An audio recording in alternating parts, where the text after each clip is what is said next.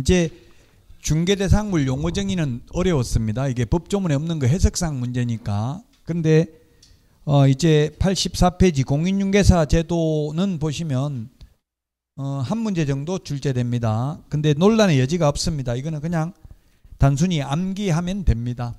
자, 시험 시행기관입니다. 85페이지 맨 밑에 있는데요. 시험 시행기관 원칙 시도지사 예외 국토부 장관입니다. 현실적으로 국토부 장관이 시험 시행한 적 한 번도 없습니다. 다만 근데 시험은 이론적인 게 나오니까 국토부 장관이 시행을 하려면 미리 사전 의결 거쳐야 됩니다. 시험에 사후 의결 거치면 된다. X로 출제됐습니다. 공인중개사 정책심의위원회 사전 의결을 거쳐야 된다. 그리고 시도지사는 공기업 준정부기관 협회에 위탁할 수 있는데 현재는 준정부기관인 산업인력공단에 위탁이 되어 있습니다. 그래서 자격증에는 산업인력공단 이사장 명의로 자격증을 주는 게 아니라 여러분들은 경기도지사, 만약 주소가 서울인 분은 서울특별시장 주소지 시도지사 명의로 자격증이 교부됩니다. 그 주소지는 뭘 보냐 하면은 응시원서에 적은 주소를 보고요. 합격하고 나서 11월 10일까지 주소를 변경하면 변경된 주소지 시도지사 명의로 나옵니다. 근데 10일이 될지 9일이 될지 그건 모르니까 주소가 변경됐으면 바로 거기 주민등록 등본 이런 거 첨부할 필요 없고요. 그냥 산업인력공단 홈페이지에서 내 정보 수정만 하면 돼요. 주소를. 그 주소를 2개를 입력해 주민등록상 주소, 실제 거주 주소 2개를 입력한다고요. 그러면 실제가 아니라 주민등록상 주소지 시도지사 명의로 교부한답니다. 그 실제 어디에 거주하든 상관없이 주민등록상 그 주민등록도 실제 이전했는지 행정전산망을 통해서 확인하는 건 아니고 그냥 입력되어 있는 주소지 시도지사 명의로 자격증을 교부한답니다. 자, 정책심의위원회입니다. 정책심의위원회 교재 86페이지 맨 밑에 있는데요. 정책심의위원회는 국토부에 둘 수 있다. 양가로 1번 86페이지 맨 밑에 있죠. 둘 수 있다. 이게 포인트입니다. 두어야 한다. 둔다. X. 둘 수 있다. 왜? 예산 절감을 위해서 둔다. 두어야 한다면 직원들도 배치해놔야 되잖아요. 둘 수 있다. 1년에 회의 한번 할까 말까 하거든요. 그러니까 평소 때 두지 않다. 그냥 회의할 때 나무 사무소 쓰면 되고 둔다 하면 무조건 사무소도 하나 마련해놔야 되거든요. 그래서 이명박 정부 때부터 둘 수 있다로 바뀌었습니다. 노무현 정부 때까지는 둔다라고 되어 있었습니다. 그래서 시험에 잘 나옵니다. 이게 두어야 한다. X로 둘 수 있다. 각종 위원회가 지금 6개가 있습니다. 우리 시험에 나오는 게 정부에는 약 600개의 위원회가 있답니다. 그런데 우리 공인중개사 시험에 나올 수 있는 게 6개 정도가 있어요. 공인중개사법 시험에 나올 수 있는 게 공인중개사 정책심의위원회입니다. 87페이지에 있는데요. 위원장 1명 포함하여 7명 이상 11명 이내고요. 그리고 위원장은 국토부 장관이 아니라 제1차관이고요. 위원은 위원장이 임명 위촉하는 게 아니라 국토부 장관이 임명 또는 위촉합니다. 모든 위원회 임기 2년 하면 X, 공무원을 제외한 위원회 임기는 2년이고요. 보궐위원은 전임위원 임기의 남은 기간입니다. 모든 보궐위원, 보궐선거는 다 전임자 남은 기간입니다. 단 우리나라에서는 대통령만 유일하게 보궐선거에도 새로 임기 5년 시작합니다. 대통령만. 나머지는 전부 전임자 남은 기간입니다. 왜냐하면 대통령 선거는 비용도 몇 천억 들어가요. 비용도. 그리고 대통령 선거 한번 하고 나면 국론이 분열되죠. 지지파에 따라서 대통령 선거 투표율이 훨씬 더 높아요. 국회의원이나 지방의회보다. 그러니까 엄청난 국민들이 그 비용도 많이 들고 하기 때문에 대통령만 새로 임기 5년 시작되고요. 보궐선거에도 나머지는 전부 시장이나 도지사, 국회의원 전부 보궐선거하면 전임자 남은 기간만 하죠. 전임자 남은 기간입니다. 회의 개최 7일 전까지 통보해야 됩니다. 회의 개최 7일 전까지 통보해야 된다. 예측된 삶을 살 수 있도록. 우리 암기 프린트 39번에 7일은 있습니다. 우리 교과서는 지금 87페이지 맨 밑에서 5번째 줄에 있잖아요. 양가로 5번에 7일이라고 있죠. 7일 전까지 통보해야 됩니다. 그리고 위헌의 재척, 기피, 회피가 있습니다. 교과서 88페이지에 있는데요. 재척 사유에 해당된다는 말은 그 회의에서 빠져야 되는 사유입니다. 회의 참석하면 안 되는 사유입니다. 왜 참석하면 안 됩니까? 안건 당사자와 정책심의위원회 위원이 이해관계에 있는 경우에는 회의 참석하면 안 됩니다. 어떤 경우입니까? 동그라미 1번 위원 또는 그 배우자나 배우자 이 어떤 사람이 해당 안건 당사자가 되거나 안건 당사자와 공동권리자 또는 공동의무자인 경우 배우자나 배우자 이 어떤 자 배우자 이 어떤 자 아직 결혼 안 해봐서 모르죠. 전 배우자는 사랑해요 안 해요? 안 사랑한다고요? 사랑은 변하는 거야. 사랑할 수도 있고 안 할 수도 있어요. 알 수 없어요. 이혼했다 재결합하는 사람도 있고요. 또 위장이혼하는 사람도 있어요. 사랑하기 때문에 보내준다 이런 거 대사가 많던데요. 사랑하기 때문에 헤어져준다 이런 거 있던데요. 저도 와이프 사랑하기 때문에 헤어지자면 헤어져 주겠다, 돈 달라면 다 주겠다 다 이야기해요. 그러니까 그게 그렇게 급하나 좀 이따 생각해보고 하자 이러더라고.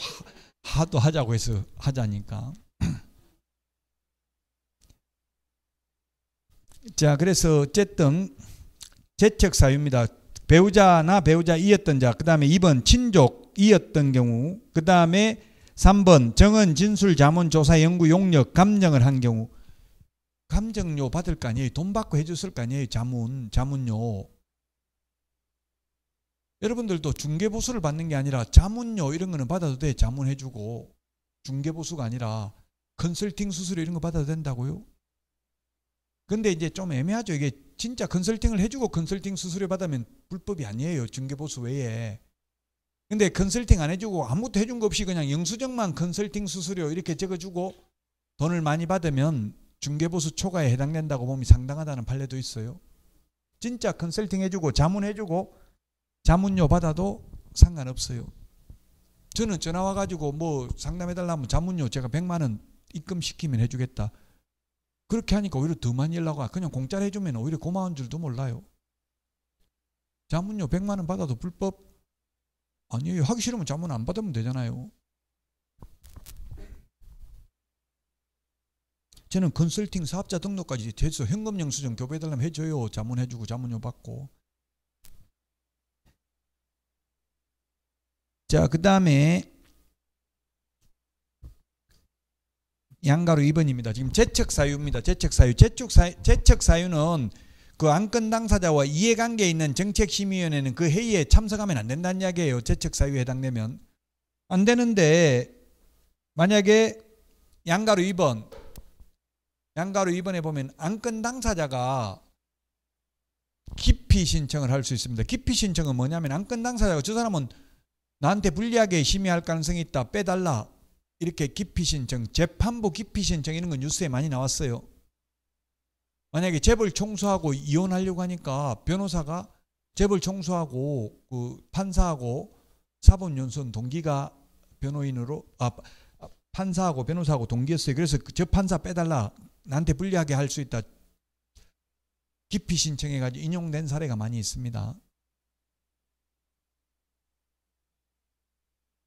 아무래도 판사하고 사법연수원 동기면 친하니까 전화해가지고 내 사건 맡았다 그냥 봐달라 소리는 아마 안 하면 되잖아요. 아, 오래간만에 사건 하나 맡았다. 너 잘했지? 그냥 이런 말만 하고 뭐 맡았는데 이러면 물을 거 아니에요. 또 그러면 뭐 누구 맡았다 이렇게 말만 하고 끊고 그 전화했다 하면 전화했다 통화 기록에 나와도 무슨 말 했는지는 안 나오거든요. 통화한 거 자체가 불법은 아니잖아요. 안부 물었다 이렇게 할 수도 있는 거잖아요. 오랜만에. 자, 회피입니다. 회피. 회피는 뭐냐면 맨 밑에 그게 양가로 3번에 있네요. 88페이지. 재척 사유에 해당됨에도 불구하고 재척을 안 시키면 정책심의위원회 스스로 나 회의에서 빠져야 되겠다. 예를 들면 친족 아들이 판사인데 아들이 피고인으로 왔어. 그러면 아들을 아버지가 재판하기는 안면 받쳐서 힘들잖아요. 그 재척 사유에 해당된다. 나 안 하겠다. 스스로 회피해야 됩니다. 회피 안 하면 해촉할 수 있습니다. 자, 그 다음에 요거는 모든 제가 6개 위원회가 있다고 했는데요. 지금 여기 분쟁조정위원회가 2개가 있어요. 주택임대차 분쟁조정, 상가임대차 분쟁조정 2개거든요. 그래서 총 6개 위원회가 있습니다. 그 인원 숫자입니다. 지금 오늘은 요것만 하면 됩니다. 정책심의위원회는 7명 이상 11명 이내입니다. 원래대로 하면 홀수가 맞죠. 홀수가 논리적으로 보면. 왜냐하면 민주주의의 가장 큰 원칙은 뭡니까? 민주주의는 다수결의 원칙입니다. 다수결이 되려면 과반수 출석, 과반수 찬성입니다. 그러면 짝수면 가부동수가 나오면 민주적 정당성을 확보할 수 없죠. 홀수가 맞는데 이게 짝수가 있다는 얘기예요. 10명, 30명. 그래서 요걸 좀 주의하시라고. 이게 현실적으로 아마 이렇게 짝수가 되진 않을 겁니다. 오늘은 7명 이상 11명 이하 요것만 보시면 되겠습니다.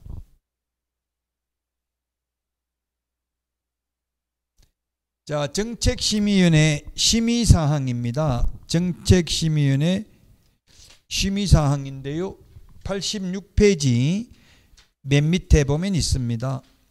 맨 밑에 보면 있는데 87페이지 메뉴에 양가로 2번에 보니까 요 자격 취득에 관한 사항의 경우 시도의사는 이에 따라야 된다고 돼 있죠. 나머지는 안 따라도 됩니다. 1번만 따라야 됩니다. 그 이유는 시도의사가 시험 시행기관인데 경기도하고 서울하고 인천하고 문제 난이도가 다 다르면 서울이 쉬우면 전부 서울로 몰려가겠죠.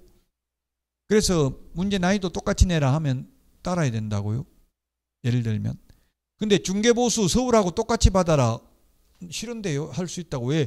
중개보수는 주택의 경우 시도 조례로 정하잖아요. 서울시 조례 다르고 경기도 조례 다를 수도 있죠. 그래서 시험에 이렇게 나왔어요. 중개보수 변경에 관한 사항을 심의 의결한 경우 시도의사는 이에 따라야 된다. X 안 따라도 돼요. 이거는 시도별로 달라도 됩니다. 중개보수 올리려면 그 보정설정금액 올리려면 정책심의의 의결을 심의를 거쳐야 된다는 이야기입니다. 이거 올렸잖아요. 2배로 올렸잖아요. 보정설정금액. 중개보수는 오히려 깎았죠. 올린 게 아니고 0.9%에서 지금은 최대 매매는 0.7, 임대차는 0.6%잖아요. 주택인 경우.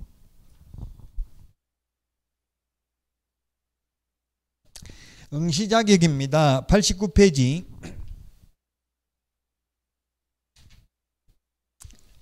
89페이지 그 시험에 나온 거 보니까 맨 밑에 양가로 2번이 시험에 나왔잖아요. 시험 못 보는 거 딱 2가지입니다. 자격 취소되고 3년, 부정행위 5년. 2개밖에 없습니다. 나머지 시험 다 볼 수 있습니다. 미성년자, 파산 선고받은 자, 신용불량자, 교도소에 복역 중인 자, 외국인, 피성년 후견인, 피한정 후견인 전부 시험 볼 수 있습니다. 단 결격사유에 개업공개사 등의 결격사유에 해당하는 자는 시험 봐가지고 합격은 하지만 취직하거나 개업은 못하죠. 결격사유가 2가지가 있어요. 시험 못 보는 결격사유가 있고 취직 개업 못하는 개업공개사 등의 결격사유 2가지가 있다고요. 미성년자도 시험은 볼 수 있습니다.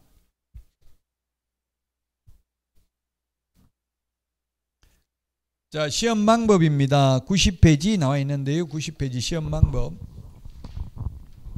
지금 사실은 원칙이 아니라 전부 예외적인 방법으로 시험을 시행하고 있어요. 예외적인 방법. 원칙은 1, 2차 구분해서 시행해야 돼요. 따로 봐야 돼요. 근데 같이 볼 수도 있다.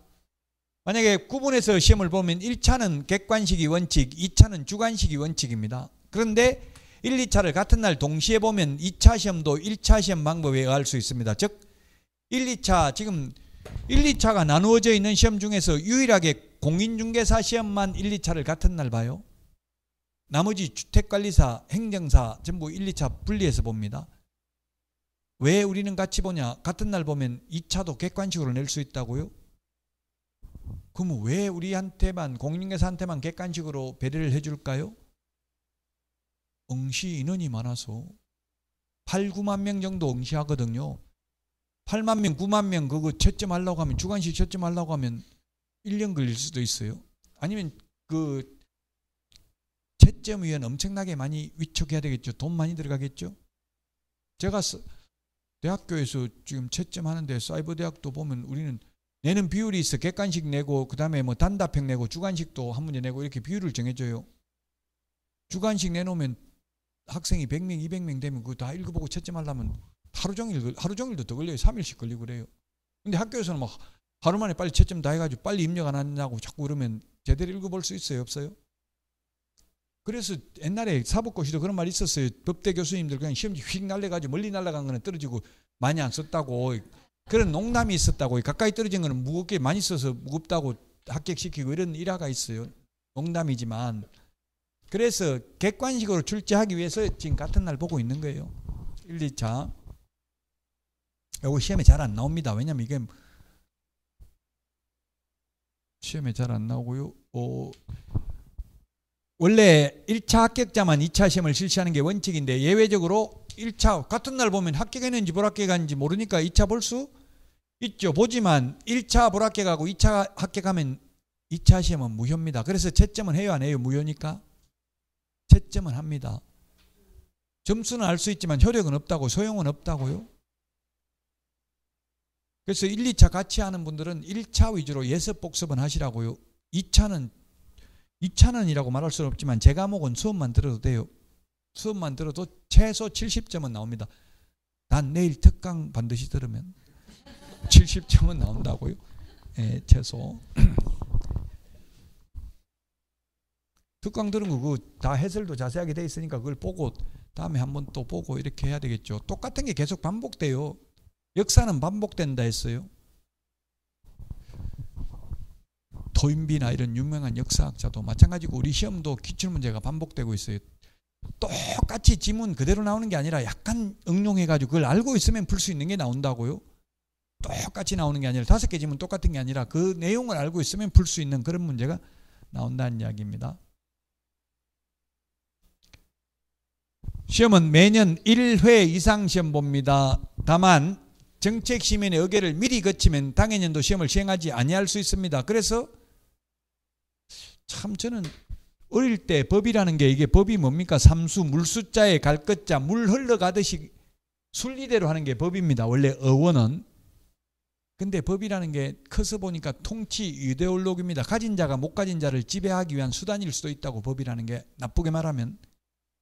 지금 이게 뭡니까? 지금 수험생들은 뭐 시험을 1년에 10번 보든 10년 동안 한 번도 안 보든 수험생들은 항의할 데도 없어요. 법적으로는 1년에 10번 봐도 되고 1회 이상이니까 2번, 3번 봐도 되잖아요. 또 안 봐도 돼. 그 다음 당연히도 시험을 안 봐도 된다고. 그러면 10년 동안 시험 안 봐도 되고 1년에 10번 봐도 된다고요? 국가는 책임지지 않겠다는 이야기예요. 공법에도 국가가 잘못하면 책임진다 이런 처벌한다는 법 봤어요? 못 봤어요. 국가 헌법 위반에도 처벌하는 거 없어요. 단 대통령이 헌법 위반하면 탄핵 사유에 해당될 뿐이에요. 형사처벌은 없어요. 헌법 위반에도. 1차 시험 합격자는 다음 회의 시험에 하나여 1차 시험을 면제합니다. 다음 해가 아니라 다음 회입니다. 회. 제가 발음이 안 좋아서 적겠습니다. 다음 해 아니고 다음 회. 왜냐하면 시험을 매년 1회 이상 보고 당연히도 시험을 시행 안 할 수도 있으니까 내년에 시험 안 볼 수도 있고 내년에 2번 볼 수도 있으니까 해가 아니라 회. 이해되죠? 34회 1차 합격하신 분은 35회 때만 면제된다고요?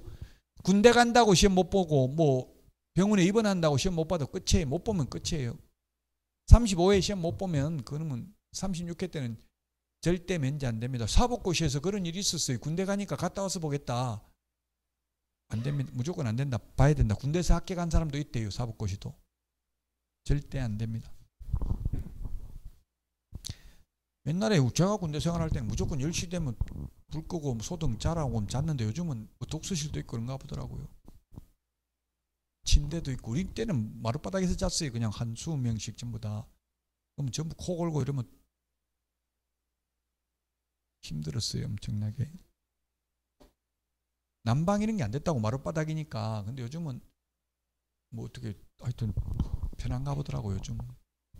지금 사병들 월급도 100만 원 넘어요. 요즘. 저는 3,000원 받았어요. 월급. 보너스 받으면 4,500원. 제가 82년도에 군대 갔는데 82년도 안 태어났어요. 그럼 잘 모르겠네. 자, 시험 출제 및 채점인데요. 시험 시행기관장은 관련 분야의 학식과 경험이 풍부한 자 중에서 임명 위촉할 수 있습니다. 91페이지입니다. 옛날에는 대학 조교수 이상 이렇게 구체적으로 명시되어 있었어요. 근데 요즘은 뭐 박사 아니라도 또 그 전문 지식이 있으면 되니까. 근데 현실적으로 지금 산업인력공단에 들어가 보면 조교수 이상이라고 딱 명시되어 있기는 해요. 근데 우리 법조문에는 조교수 이상 그런 거 없어요. 그냥 학식과 경험이 풍부한 자면 됩니다. 산업인력공단에서는 출제위원 상시 모집을 하고 있어요. 저도 한번 해보려고 하니까 저는 아예 결격사유더라고. 학원에서 강의하거나 하고 한 적이 있는 경우 X 결격사유더라고요. 재척사유더라고요. 재척사유. 안 돼요 절대. 아니 묻더라고. 어떤 분이 인터넷에서 출제위원 들어갔습니까? 어떻게 가르쳐준 게 그대로 나왔습니까? 묻던데 저는 절대 못 들어가요. 출제위원. 시험 부정행위 한 출제위원 대학 교수면 총장한테 명단 통보하고요. 명단이 통보된 출제위원은 통보된 날로부터 5년간 출제위원을 위촉될 수 없습니다. 5년. 부정행위한 수험생, 부정행위한 출제위원 5년간 위촉될 수 없습니다. 이론적으로, 현실적으로 부정행위하면 출제위원은 영원히 아웃. 수험생의 경우는 5년 있으면 볼 수 있죠. 수험생이 부정행위한 것은 본인은 부정행위했음을 시인합니다. 확약서 적으면 5년간 시험 못 봐요. 그 부정행위했다고 확약서 적으라고 하면 너는 ABM이도 없냐 하고 그냥 나와버리면 돼요. 연세 드신 분들은. 젊은 분들은 그냥 아무 말 안 하고 그냥 가버리면 돼. 집에 따라가서 그 확약서 적지 말고 본인은 부정행위했음을 시인합니다. 이런 거 적지 마시라고요. 그래서 적는 사람이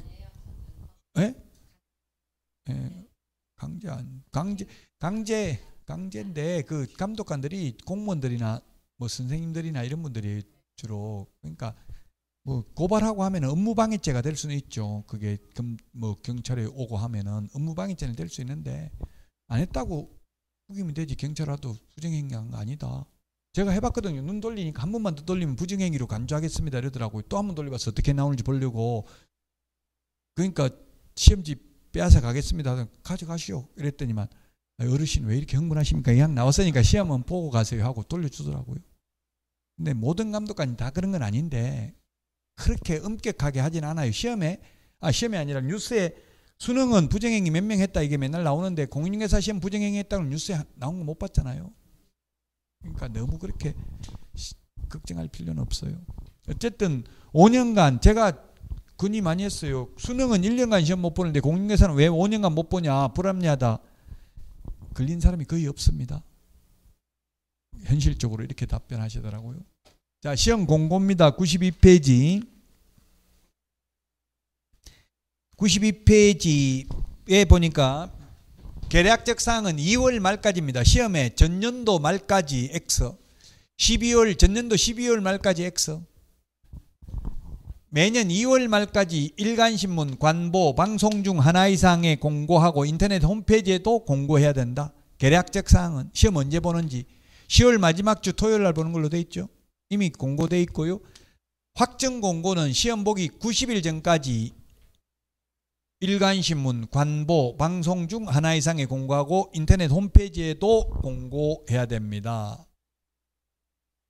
암기 프린트 38페이지에 38번에 보면 90일 적어놨고요. 90일 딱 여기 한 번밖에 안 나옵니다. 공인중개사법에서는 내일 특강 때 이거 암기 프린트 꼭 가져오셔야 돼요. 기본사하고 같이. 38페이지 찾았습니까? 90일. 38번에 거기 까만 별표 있잖아요. 밑에 90일. 숫자는 여러분들이 다 찾아보면 다 있어요. 아까 5년도 당연히 있겠죠. 아까 부정행위하면 5년간 시험 못 본다고 했죠. 5년은 몇 번 했어요? 5년. 예, 41번에 동그라미 1번, 2번 있잖아요. 부정행위한 수험생, 부정행위한 출제위원. 숫자는 암기해야 됩니다. 왜 4년도 아니고 6년도 아니고 5년이냐 고민해봐야 답 없어요. 그거는 암기를 해야 돼. 규칙을 그렇게 정한 거예요. 자, 92페이지 수수료입니다. 수수료. 92페이지에 보면 2번에 응시수수료가 있습니다. 응시수수료.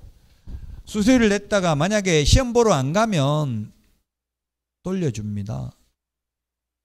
맨 밑에 있네. 양가로 3번. 과오납하면 전부 다 돌려줍니다. 모르고 2번 내면 한 번 낸 거 돌려줍니다. 시험 시행기관의 기책사유로 시도의사가 시험 시행기관이라고 했죠. 시험 못 보면 다 돌려주고요. 이런 적은 한 번도 없습니다. 그때 처음에 코로나 있을 때는 코로나 걸린 사람 시험 못 봤어요. 그때 돌려주는지 안 돌려주는지 물어보니까 안 알려주더라고요. 근데 어쨌든 이론적으로는 시험 시행기관의 기책사유면 다 돌려줍니다. 코로나가 시험 시행기관의 기책사유인지 이건 좀 다툼의 여지가 있죠. 개인이 잘못해서 걸리는지. 뭐 이제는 코로나 걸려도 다 시험 볼 수 있으니까 이런 일은 없을 겁니다. 원서 접수기간 내에 접수기간이 5일간 접수받습니다. 옛날에 10일간 접수받다가 당겼습니다. 왜냐하면 첫날 접수 다 해버리니까 굳이 10일간 할 필요가 없습니다. 예를 들면 지금 8월 달에 이미 나와 있는데 8월 언제인지 산업인력공단 들어가 보면 나와 있는데요. 8월 1일부터 5일까지면 첫날 접수했다가 5일날 취소하면 다 돌려준다고요. 그 다음에 그 다음날 접수 마감일 다음날부터 8월 1일 아닐 거예요. 지금 그냥 제가 가상으로 8월 달에 접수하긴 해요. 8월 5일까지 접수하면 만약에 8월 6일부터 7일 이내 접수를 취소하면 60% 돌려주고 원서 접수 마감일 다음 날부터 7일이 경과한 날부터 시험 시행일 10일 전까지 취소하면 50% 돌려줍니다. 그래서 돌려받는 사람이 생기면은 빈자리 접수를 하죠. 추가 접수를 받죠. 추가 접수. 어차피 학교 다 구해놨는데 빈자리가 남으면 추가 접수를 받는다고요. 추가 접수하려고 생각하지 말고 첫날 바로 접수해야 돼. 9시 땡 하면. 인터넷으로만 접수 받습니다. 옛날에 제가 할 때는 방문 접수를 받았거든요. 옛날에 방문 접수할 때는 그냥 학원에서 단체로 접수했다고. 그럼 학원 분들끼리만 시험을 봤었어요. 그러다 보니까 부정행위를 하는 걸 단속하기가 어려워요. 아는 사람들끼리 감독관이 하지 마세요 하니까 좀 봐주세요 하고 막 다른 사람도 다 항의하고 이러니까 통제하기가 힘들어가지고 지금은 인터넷으로 해가 다 섞어버려요. 그래서 인터넷으로 둘이 가서 동시에 접수했다 하더라도 절대 둘이 같이 못 앉아요. 다 섞어버리니까. 그래서 인터넷으로만 접수받는다고 지금은.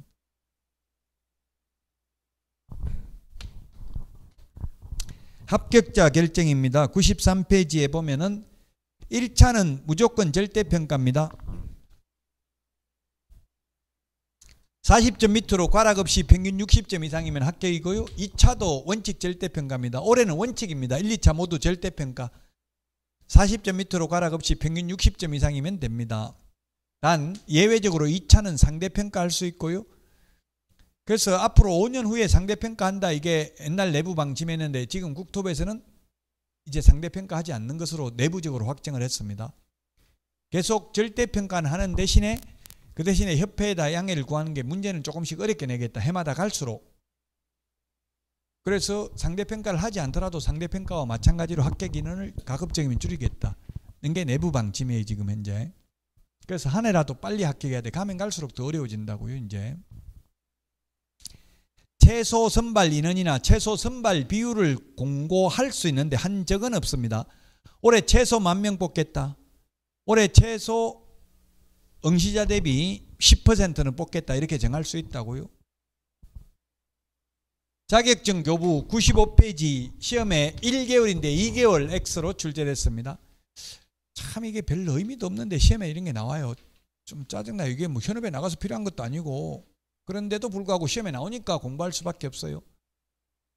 1개월 이내 교부하라고 되어 있는데 실제로는 1개월까지 안 가고 그냥 다 바로 줍니다. 12월 초에 다 줍니다. 근데 이론적으로 늦어도 1개월 이내는 교부하라는 얘기예요. 그러면 1개월 이내 교부 안 한다고 처벌 규정이 있어요? 없어요? 공무원? 제가 아까 없대잖아요. 공무원 처벌하는 건 없어요. 아무것도. 1개월 이내 시험에 2개월 이내 교부해야 되는데 X 이렇게 나왔으니까 그냥 단순히 암기해야 돼요. 실제 이게 중개업을 하는데 중요한 내용은 아니지만.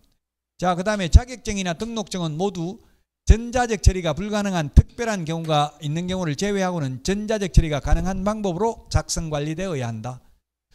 이런 질문 의외로 많이 하더라고. 연수교육 해보면 현업에 있는 분들 자격증 있는 사람 소속 공인회사인데 보조원으로 고용하면 안 됩니까? 묻던데 돼요? 안 돼요?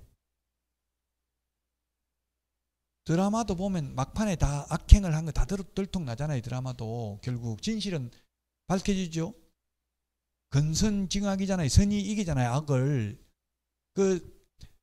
왜 안 되냐면 안 돼요. 시험에 나온 적은 없지만 준자적 처리가 돼 있기 때문에 고용신고를 해야 되잖아요. 보조원.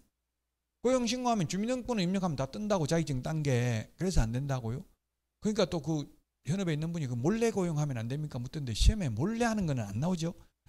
고용신고 안 하고 몰래 그냥 자격증 땄는데 안 땄다고 말하면 된다. 이렇게는 시험에 안 나와요. 몰래 하지 않는 한은, 몰래는 뭐 사람 죽이도 몰래 죽인 거는 안 잡히면 처벌 안 받잖아요. 그런 거는 시험에는 안 나오니까 원칙적으로 안 된다고요. 자격증 땄으면 보조원으로 근무하는 게. 자격증 재교부는 교부한 시도의사입니다. 여러분들이 경기도지사한테 자격증 받았으면 인천시에 가서 중개업을 하다가 분실해도 경기도지사한테 재발급 받아야 돼요. 교부한 시도의사입니다. 우리 암기 프린트 54번 맨 밑에 보면은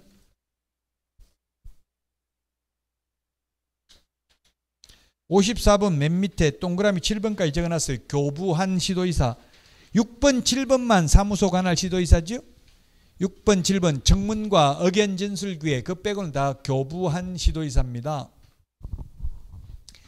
자격증을 처음 교부할 때는 수수료 안 내는데 재교부할 때는 당해 지자체 조례가 정하는 수수료 내야 됩니다. 재교부만 수수료 내고 처음 교부할 때는 합격하면 공짜로 주잖아요. 처음에 줄 때는. 작년에 경기도청에서는 그 여러분들이 응시원서에 붙이는 사진이 그대로 자격증에 붙어서 나와요. 옛날에 제가 받을 때는 자격증 받으러 사진 가지고 오라고 했어요. 그러면 사진 붙이고 거기다 압인 찍어가지고 줬거든요. 제가 받을 때는. 근데 요즘은 스캔 떠가지고 그냥 응시원서에 붙인 사진이 그대로 자격증에 붙어 있어요. 그 사진 바꾸고 싶은데 너무 못난 사진이라서 이렇게 하니까 재교부 받으세요. 그러면 이렇게 한 거예요. 공무원이. 그럼 재교부 해주세요 하니까 수수료 내세요. 이러는 거예요. 그 민원이 왜 수수료를 있다는 말을 안 했는데요. 물으니까 그런 거 말하라는 법이 어디 있어요. 법에 수수료 받도록 돼 있는데 이렇게 한 거예요. 재교부는 수수료 내야 된다고. 처음 교부할 때는 수수료 안 내는데 재교부하려면 종이도 들어가고 공무원들 귀찮잖아요. 그래서 재교부할 때는 수수료 내고 처음 교부할 때는 합격하면 공짜로 준다. 수수료는 암기 프린터 52번에도 다 정리되어 있잖아요. 수수료 내는 거. 자, 그 다음에 자격증, 등록증 모두 양도되어 안 됩니다. 빌려주는 거 안 됩니다. 양도되어 한 자는 1년 이하의 징역이나 1,000만 원 이하의 벌금이고 자격 취소 대상이고 이거 신고하면 포상금 지급 대상이고요. 우리나라 포상금 제도가 많죠. 이것도 포상금 지급 대상이고 자격증을 빌리는 것도 안 되고 역시 포상금 지급 대상입니다. 빌린 사람 신고하면. 그리고 이런 빌리거나 빌려주는 걸 소개하는 거 알선하는 자도 1년 이하의 징역이나 1,000만 원 이하의 벌금으로 신설됐죠. 자격증, 등록증, 양도대여를 알선하는 자도 소개하는 자도 1년 이하의 징역이나 1,000만 원 이하의 벌금이다. 자, 그 다음에 98페이지 유사명칭 사용금지입니다. 공인중개사가 아닌 자가 공인중개사 그 밖에 이와 유사한 명칭을 사용하면 1년 이하의 징역이나 1,000만 원 이하의 벌금입니다. 판례가 자격증이 없으면 대표자를 가리키는 명칭은 쓰면 안 된다. 회장, 사장, 대표, 소장도 안 됩니다. 무슨 중개사무소 소장 하면 그 대표자를 가리키는 거잖아요. 자격증 없는 사람은. 유사명칭 사용하면 1년 이하의 징역이나 1,000만 원 이하의 벌금이다.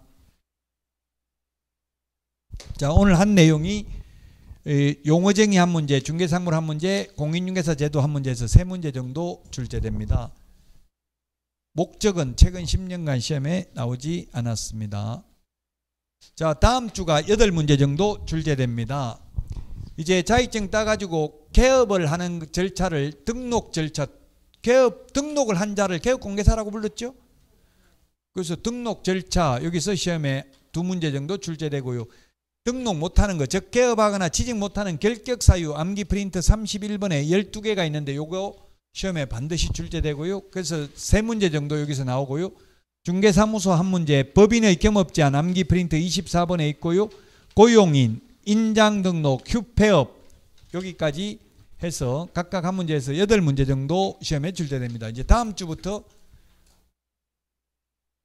5주째까지 앞으로 4주 한 달 동안 계속 8문제씩 출제됩니다. 자, 오늘 문제 보도록 하겠습니다.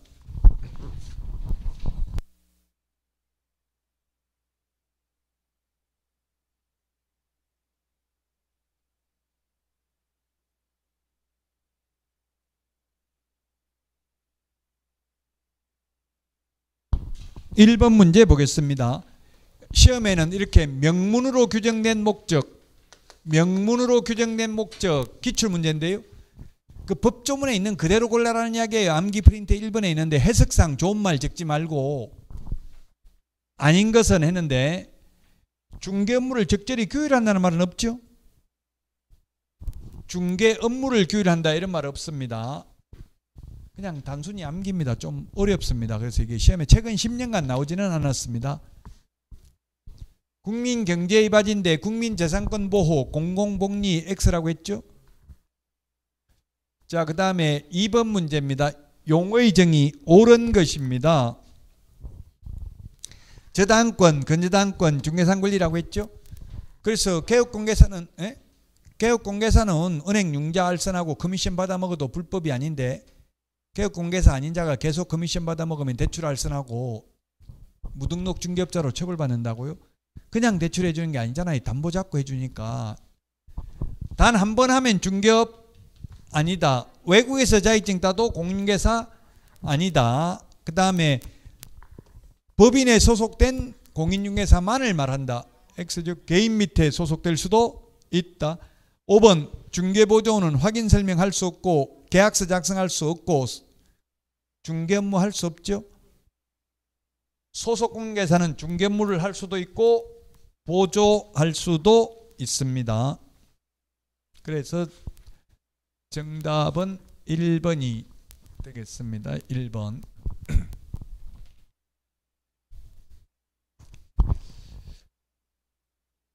자, 그 다음에 3번 문제입니다. 3번 문제.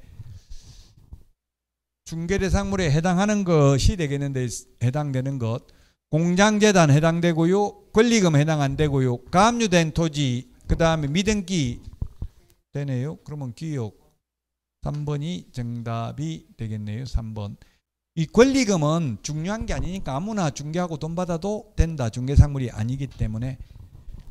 자, 그래서 3번이 정답이 되겠습니다. 기출문제가 전형적으로 이렇게 박스의 문제 이런 식으로 나옵니다. 기출문제가 약 절반 정도가 이렇게 출제됩니다. 40문제 중에서 20문제 정도가 이런 식으로 출제됩니다. 박스형 문제. 자, 그 다음에 4번 문제입니다. 4번 문제. 틀린 것입니다. 틀린 것. 자격증, 등록증 교부는 국토부령이 정한다. 시험에 이렇게 국토부령으로 정한다. 기출문제인데 대통령령으로 정한다. 이런 지문이 나오는데 이런 거는 옳은 것을 틀린 것을 해도 모두 정답으로 체크 안 하는 게 바람직합니다. 다 암기하기 어렵습니다. 국토부령은 아주 세부적인 게 국토부령이고 대통령령은 좀 세부적인 것, 법률은 포괄적인 내용입니다. 자, 그 다음에 등록증은 등록관청이 교부합니다. 등록관청은 시장군수구청장입니다. 구가 있으면 구청장이 되겠습니다. 그 다음에 자격증, 등록증을 잃어버리거나 못 쓰게 된 경우 시도의사가 재교부한다 했는데 자격증은 시도의사고 등록증은 등록관청입니다. 기출문제 이렇게 나왔어요. 뿌린 자가 거두리라. 처음에 준 사람이 재교부해주고 처음에 준 사람이 취소도 한다고요. 등록 취소는 등록관청, 자격 취소는 시도의사죠. 3번이 틀린 정답이네요. 자, 그 다음에 4번은 이게 다음 달 10일까지인데요. 암기 프린터 25번에 있는데 25번에 동그라미 1번 암기 프린터. 다음 달 10일인데 다음 달 10일이라는 말이 없다고. 이게 기출문제 그대로거든요. X가 아니에요. 다음 달 5일, 다음 달 7일까지 해야 된다 하면 X죠. 어쨌든 다음 달까지 하는 거는 맞잖아요. 다음 달이 없네. 그냥 통보하는 거는 맞잖아요. 다음 달에 하든 그 다음 달에 든 이렇게 안 나와 있으니까 다음 달 10일까지 통보인데 그 다음 달 10일까지 통보해야 된다. 이렇게 하면 X죠. 그냥 통보해야 된다 했으니까 틀린 말은 아니라고요. 다음 달 10일이라는 말은 시행규칙에 있어요. 법률에는 그렇게 없어요. 다음 달 10일이라는 말이. 그래서 이게 틀린 말이 아니라고요. 암기 프린트 25번에 있죠. 동그라미 1번. 물론 구체적으로는 다음 달 10일까지라고요. 그래서 다음 달 5일까지 통보해야 된다 하면 X지만 그냥 통보해야 된다 하면 그 말 자체가 틀린 것은 아닌 거라고요. 상대적으로 풀어야 될 기출문제가 이렇게 나왔다고요. 너무 공부 많이 해도 그래서 골치 아파요. 너무 많이 해도. 그러니까 기출문제를 자꾸 연습을 해보셔야 돼요. 자격증 재교부는 수수료 낸다고 했죠. 시도 조례 가져가는 수수료. 처음 교부할 때는 수수료 안 낸다고 했습니다. 처음 교부는 합격하면 공짜로 자격증 준다.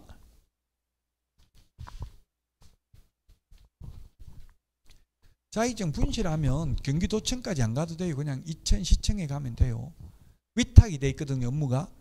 수수료가 좀 더 비싸요. 제가 해보니까 경기도에 가면 만원, 그냥 제가 있는 시군구에 가니까 2만 원 달라 하더라고요. 만 원 더 주더라도 그 왔다 갔다 수원까지 왔다 갔다 하는 것보다 그냥 여기서 받는 게 더 나을 수도 있죠. 위탁이 돼 있다고. 업무 위탁 수수료만 내면 돼요. 근데 시험에는 그렇게 나온 적은 없어요. 시군구에 가서 자격증 재교부 받을 수 있다 이런 거 나온 적 없다고요. 원래 교부한 시도의사한테 가야 재교부 받을 수 있습니다. 용어 정의와 관련해서 5번 틀린 것입니다. 틀린 거.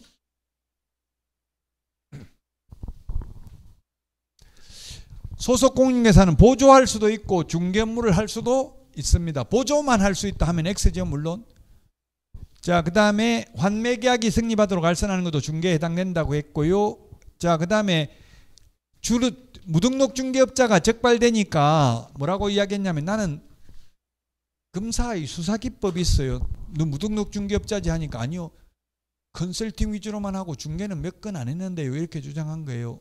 그러니까 검사가 어쨌든 몇 건 안 해도 딱 한 건만 한 건 아니잖아. 그래도 좀 하긴 했잖아. 이러니까 예, 조금 했는데요. 그럼 조금 했다고 적어, 자필로. 그거 조금 했다, 한 건만 한 건 아니고 몇 건 하긴 했다. 그러면 무등록 중개업자는 결국 처벌받는다는 이야기에 컨설팅을 위주로 했지만, 등록을, 중개사무소 개설 등록을 안 했다면, 자격증 없이 했다면, 반복적으로 한 경우 중개업에 해당되지 않는다가 아니라 해당된다고. 중개업은 뭐였어요?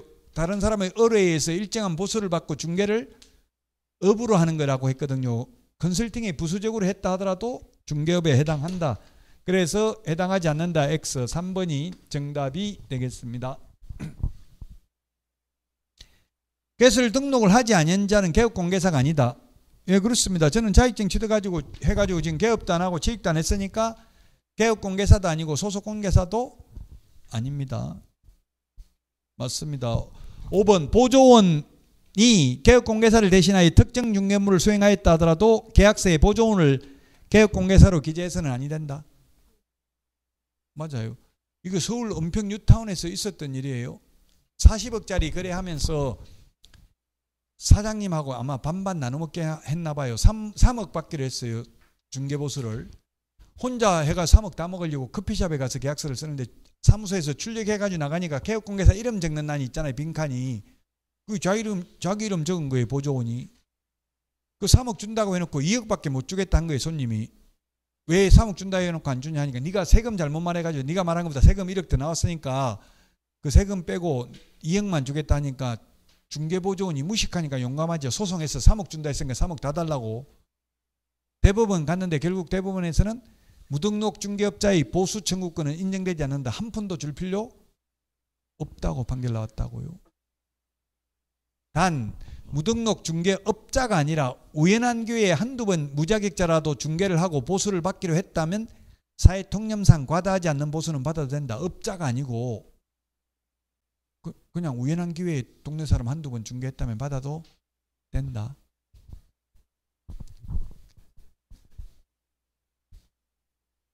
(3번이) 정답이 되겠습니다.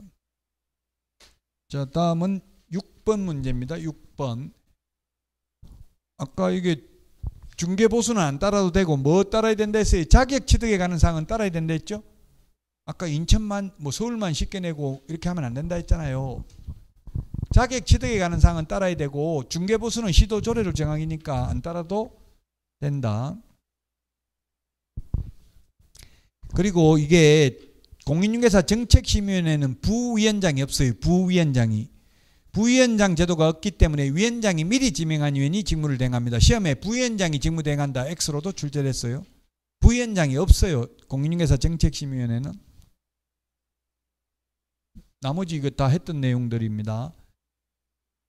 7명 이상 11명 이내 정책심의위원회, 이런 게 시험에 나오니까 어떤 부분을 공부해야 될지 이제 알게 된다고요.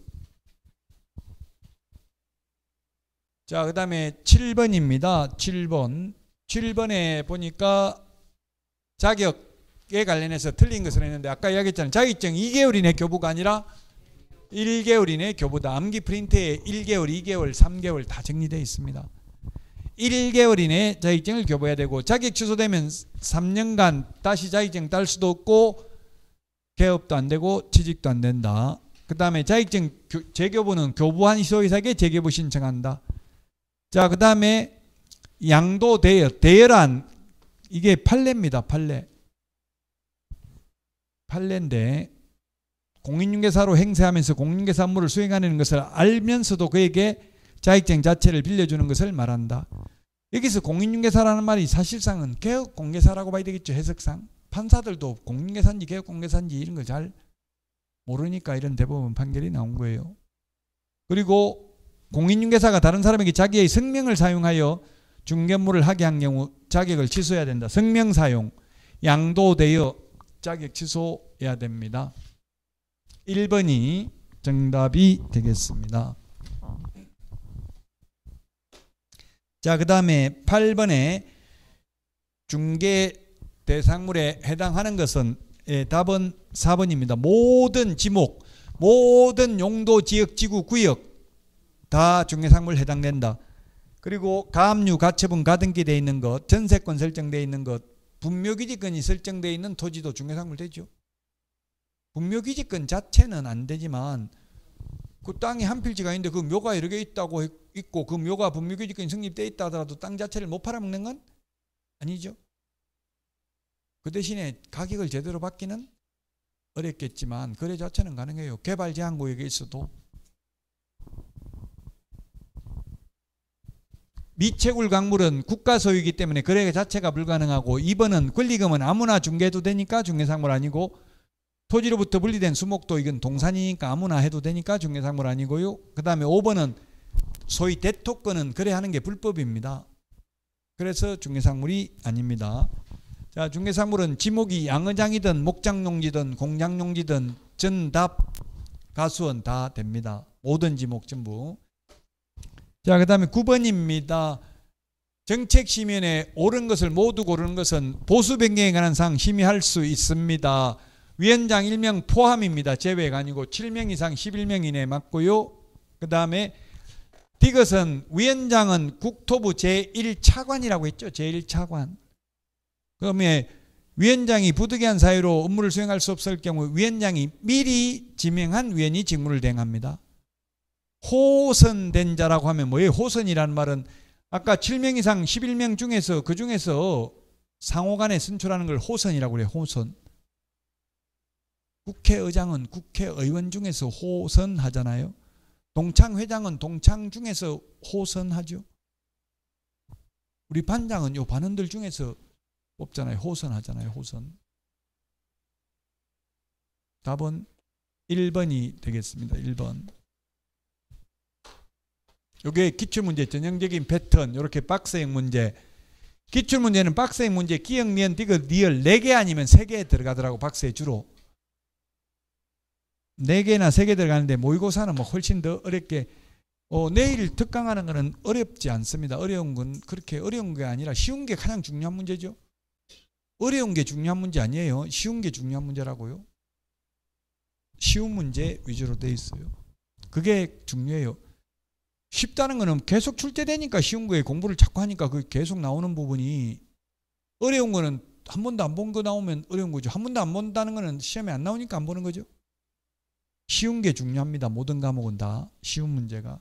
그 중요한 거는 정확하게 맞추고 어려운 거는 그냥 안 맞추는 게 오히려 합격하는 비결이에요.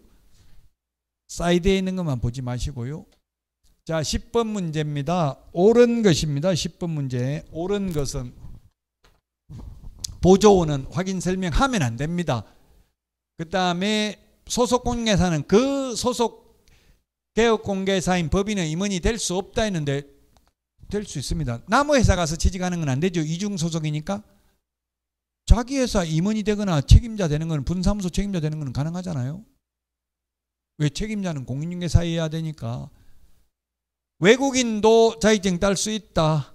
그 다음에 성실을 정확하게 설명하지 않는 경우 500만 원 이하의 과태료. 여기 맞네요.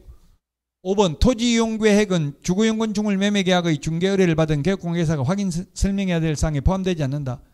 암기 프린트 5번 기권, 예공, 상태, 환지세. 그 공법상 이용 제한이 바로 토지이용계획이죠. 지구단위계획 이런 게 이용계획입니다.